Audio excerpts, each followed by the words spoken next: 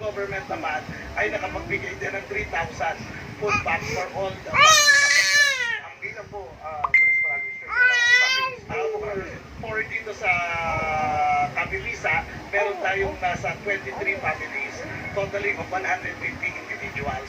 For the whole of Dansa, meron na tayong 100 families, totaling to 500. Ano po ang plano? Tungkol sa mga nasira na mga bahay. Sa kasalukuyan. Meron kaming nandun ngayon yung ating DSWD at ina-assess natin yung impact ng pangyayari. And then meron tayong ibibigay na unang financial remedy na 5,000, between 5,000 to 10,000 galing ito sa municipal government kay Mayor Yuri sa pagsisimula nila. At second, ay re-revisit natin yung ating strength ng sa Kabilisa. Pagiging tulutan pa rin po ba ng municipal government ang mga kababayan natin na manirahan doon sa area mo, sir?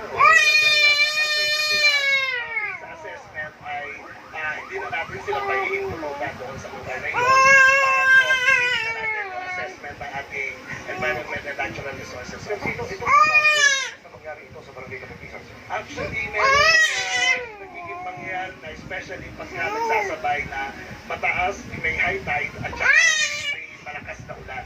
Okay, so pagka ganito ay na-action na natin. Ang naging problema ng Nakakausap ko po yung ilan sa ating mga kababayan. Wala po silang balak na umalis dahil doon daw sila namumuhay bilang mga mangisda. Ano po pero merong mga areas naman doon Ina mo mga duduling ka. Gagawan mo.